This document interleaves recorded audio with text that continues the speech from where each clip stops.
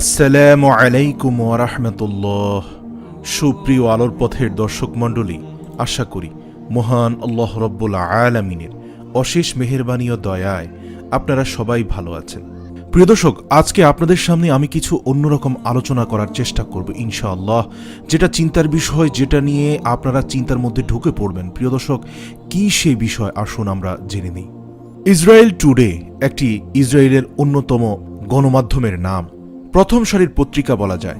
সেই পত্রিকায় একটি সাক্ষাৎকার প্রকাশিত হয়েছে। সেই সাক্ষাৎকারের সূত্র ধরেই আজকে আমাদের আলোচনা। এই ধরনের আলোচনা সাধারণত গণমাধ্যমে হয় না, তবে নেট দুনিয়ায় অনেক কন্টেন্ট আপনারা পেয়েছেন যেগুলোতে এই ধরনের আলোচনা শুনে থাকবেন। প্রিয় দর্শক, আমি আস্তে আস্তে এই সাক্ষাৎকারের গভীরে যাওয়ার চেষ্টা করব। এই নিউজটির হেডলাইন হচ্ছে, Israeli rabbi says he is already holding meeting with Messiah. আমি একটু ডিটেলসে পড়ছি। সেখানে বলা আছে যে Israel's biggest rabbis are all afraid to leave the country lest the miss Messiah coming. A recent interview on Israeli radio again featured prominent rabbis explaining that the Messiah is just about to reveal himself.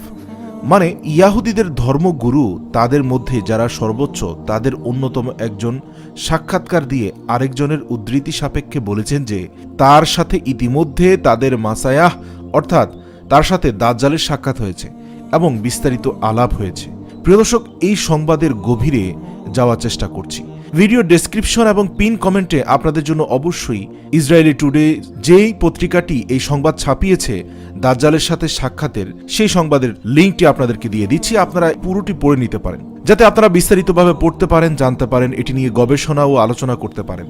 নিশ্চয়ই এই সংবাদটি আপনার চিন্তা জগতে নতুন গতি সঞ্চার করবে। প্রিয় দর্শক, আপনারা নিশ্চয়ই জানেন যে ইয়াহুদি ও খ্রিস্টানদের জন্য মাসিহা অনেক গুরুত্বপূর্ণ। শেষ জামানায় অর্থাৎ ইন্ড টাইমের শেষ দিকে এই মাসিহার আগমন ঘটবে। দুই ধর্মে মাসিহাকে দুইভাবে চিত্রায়িত করা হয়েছে। ইয়াহুদীদের কাছে দাজ্জালকে মাসিহা হিসাবে গণ্য করা হয়, আর খ্রিস্টানদের কাছে হযরত ঈসা ইবনে মারিয়াম আলাইহিসসালামকে মাসিহা হিসাবে গণ্য করা হয়। ইয়াহুদীরা মনে করে থার্ড টেম্পল নির্মাণ করলেই কেবল মাসিহা বা তাদের দাজ্জালের আগমন ঘটবে। ইয়াহুদীদের ধর্ম অনুযায়ী যখন তাদের দাজ্জালের আগমন ঘটবে, তখন পুরো পৃথিবী ইয়াহুদী ধর্মের অধীনস্থ হয়ে যাবে। এর মধ্য দিয়ে পুরো পৃথিবীতে ইয়াহুদীবাদদের বিজয় পতাকা উত্তোলন হবে, এটি মূলত তারা বিশ্বাস করে। তাদের হিব্রু বাইবেলে এই বিষয়গুলো উল্লেখ রয়েছে। প্রিয় দর্শক, খ্রিস্টানরা একটু আলাদাভাবে এটার বিচার বিশ্লেষণ করে। আমরা এই নিউজটির মধ্যে কি দেখব, যদি আমরা গভীরভাবে যাই, ওই রাব্বি স্পষ্টভাবে বলেছেন, সাক্ষাৎকার দিয়ে বলেছেন যে তাদের আরেক রাব্বির সঙ্গে, যিনি শিষ্যদের মধ্যেও শিষ্য, যেমন ধরুন খ্রিস্টানদের পোপ, সেরকম আর কি, তার সঙ্গে দাজ্জালের ইতিমধ্যে বৈঠক হয়েছে। প্রিয় দর্শক, এই আলোচনা নিয়ে নানান ধরনের তর্ক বিতর্ক হতে পারে, অনেকেই এটাকে ফেক মনে করতে পারেন। প্রিয় দর্শক, আমি আমার ব্যক্তিগত পর্যালোচনা এবং বিশিষ্ট অনলাইন সোর্সের একটি আলোচনা করব। প্রিয় দর্শক, এই বিষয়ে বিশ্লেষণ করতে গিয়ে বিশিষ্ট সাংবাদিক আমিরুল মুমিনিন বলেন, আমি কোনো ধর্মতত্ত্ববিদ বা পণ্ডিত ব্যক্তি নই, কিন্তু একজন সাংবাদিক হিসাবে এই খবরটির বিস্তারিত আপনাদের সামনে তুলে ধরার চেষ্টা করছি। তো তিনি বলেন, ইয়াহুদি ধর্মমতে এই যে তাদের মাসিহা অর্থাৎ দাজ্জালের আগমন ঘটবে, দুটি পর্যায়ে অতিক্রম হওয়ার পর। প্রথমত, ইসরায়েলের ইয়াহুদিরা ফিরে আসবে এবং ইসরায়েল রাষ্ট্র প্রতিষ্ঠা করবে। দ্বিতীয়ত, যখন তাদের থার্ড টেম্পল নির্মাণ হবে, ইতিমধ্যে আপনারা জানেন ইসরায়েলি ইয়াহুদি রাষ্ট্র প্রতিষ্ঠিত হয়েছে। সে রাষ্ট্রটি অনেক শক্তিশালী, মার্কিন যুক্তরাষ্ট্রকেও নিয়ন্ত্রণ করার ক্ষমতা রাখে। পৃথিবীর অনেক কিছুই নিয়ন্ত্রণ করে ইয়াহুদি জাতিগোষ্ঠীর মানুষ। সুতরাং প্রথম শর্ত তারা ইতিমধ্যে পূরণ করেছে, এখন হচ্ছে দ্বিতীয় শর্ত পূরণ করবার পালা, অর্থাৎ টেম্পল অফ সুলাইমান নির্মাণ করবার পালা। এখন এই যে থার্ড টেম্পল বা টেম্পল অব সুলাইমান নির্মাণ করতে হলে পুরো ইয়াহুদি জাতিকে পবিত্র হতে হবে। তাদের পবিত্র হওয়ার জন্য একটি লাল গাভীর প্রয়োজন, যেই গাভীকে পুড়িয়ে তার ছাই দিয়ে পানির সাথে মিশ্রণ করে তারা পবিত্র হবে। এরপরে থার্ড টেম্পল নির্মাণ করবে। প্রিয় দর্শক, থার্ড টেম্পল নির্মাণের জন্য ইসরায়েল 1987 সালে দ্য টেম্পল ইনস্টিটিউট প্রতিষ্ঠা করেছে। সেই ইনস্টিটিউটই মূলত বিভিন্ন সময় বিভিন্ন পরীক্ষা নিরীক্ষা চালায় যে কখন লাল গাভীর জন্ম হবে, সেই লাল গাভীকে পুড়িয়ে ছাই দিয়ে তারা পবিত্র হবে এবং থার্ড টেম্পল এর নির্মাণ কাজ শুরু করবে। 1997 সালে, 2000 সালে এবং সর্বশেষ 2014 সালে 3টি বছরে তারা 3টি গাভীকে ধারণা করেছিল যে এটি হচ্ছে সেই কাঙ্ক্ষিত লাল গাভী, যে গাভীটির জন্য তারা 2000 বছর ধরে অপেক্ষা করছে। কিন্তু পরবর্তীতে দেখা যায় যে সেই লাল গাভীগুলো তাদের কাঙ্ক্ষিত লাল গাভী নয়। কিন্তু এই যে 2018 সালে 28শে আগস্ট ইসরায়েলের সকল বড় বড় রাব্বিরা একমত হয়েছে যে লাল গাভীর জন্ম হয়েছে।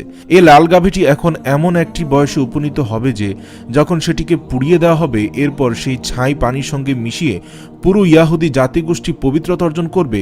এরপর তারা শুরু করবে টেম্পল নির্মাণ। এখন এই যে আমি যে রিপোর্টটি উল্লেখ করলাম, এই নিউজের মধ্যেও ওই রাব্বি স্পষ্টভাবে বলেছেন যে ইতিমধ্যে দাজ্জালের আগমন হয়েছে। এই দাজ্জাল কখন তার নিজেকে প্রকাশ করবে সেটার জন্য পুরো ইয়াহুদি জাতি অপেক্ষা করছে। ইসরায়েলি টুডে কোনো তৃতীয় ক্যাটাগরির পত্রিকা নয়। আমি গবেষণা করে দেখলাম এবং অভিজ্ঞ একজন সাংবাদিকের সাথে কথা বলে দেখলাম যে ইসরায়েলের খুবই পপুলার এবং ফেমাস একটি পত্রিকা হচ্ছে ইসরায়েল টুডে। তারা এই ইন্টারভিউটি করেছে, সুতরাং তাদের ইন্টারভিউটি গ্রহণযোগ্য বলতে হবে। আমি আপনাদের আগেই বলেছি যে ডিসক্রিপশন বক্সে আমি লিঙ্ক দিয়ে দিচ্ছি, আপনারা দেখে নিতে পারেন, সত্যতা যাচাই বাছাই করতে পারেন। প্রিয় দর্শক, সেই সাক্ষাৎকারের বাংলা ট্রান্সলেশনটা আমি আপনাদের সামনে তুলে ধরছি। ইসরায়েলের রাব্বি বলেছেন যে তিনি ইতিমধ্যে মাসিহার সাথে বৈঠক করেছেন। ইসরায়েলের বৃহত্তম রাব্বিরা এই ঘটনার পর সকলে দেশ ছাড়তে ভয় পাচ্ছেন।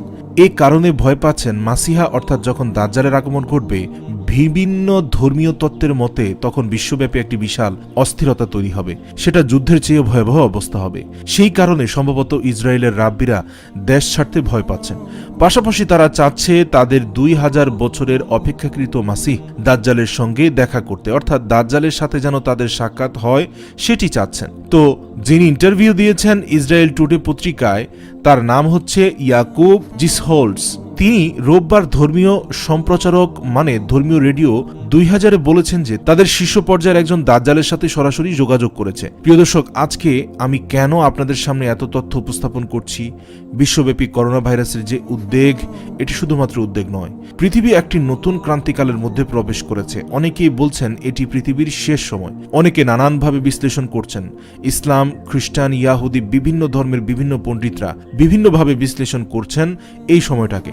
সেই প্রেক্ষাপটকে সামনে রেখে ইয়াহুদিরা, একজন পণ্ডিত বা ইয়াহুদি ধর্মতত্ত্ববিদ তার এই বক্তব্যটি যদি আমরা আমলে নিই তাহলে অনেক তথ্য উপাত্ত আমাদের সামনে পরিষ্কার হয়ে যাবে। প্রিয় দর্শক, আপনারা অনেকেই হয়তো জানেন ইসলাম ধর্ম অনুযায়ী অত্যাচারী দাজ্জালকে ধ্বংস করবে বা হত্যা করবে হযরত ঈসা আলাইহিস সালাম। এই সময়টাতে ইমাম মাহদিও পৃথিবীতে অবস্থান করবেন বা তার আগমনের সময় কালও এটি। এরপরে পৃথিবী তার একদম চূড়ান্ত সময়ে চলে যাবে, অর্থাৎ পৃথিবী ধ্বংস হওয়ার পূর্বে এই ঘটনাগুলো ঘটবে। এটা যেমন ইসলাম ধর্মে রয়েছে তেমন ইয়াহুদি ধর্মে রয়েছে এবং খ্রিস্টান ধর্মেও রয়েছে। তো প্রিয় আলোর পথের দর্শক মণ্ডলী, আজকে এই তথ্যটি এই জন্য উপস্থাপন করলাম যে উক্ত নিউজটির জন্য গবেষণার দাবি রাখে এবং আলোচনার দাবি রাখে। আপনারা নিউজটি পড়ে আপনাদের মূল্যবান বক্তব্যটি আমাদের কমেন্ট করে জানাবেন এবং রব্বুল আলামিনের কাছে আমরা প্রার্থনা করি যেন দাজ্জাল আসার পূর্বে রব্বুল আলামিন আমাদেরকে দ্বীনের উপরে, ঈমানের উপরে অবিচল হওয়ার এবং মজবুত হওয়ার তৌফিক দান করে এবং দাজ্জালের ফিতনার হাত থেকে রক্ষা করে।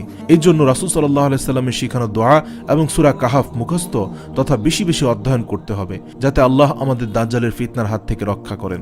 আমিন।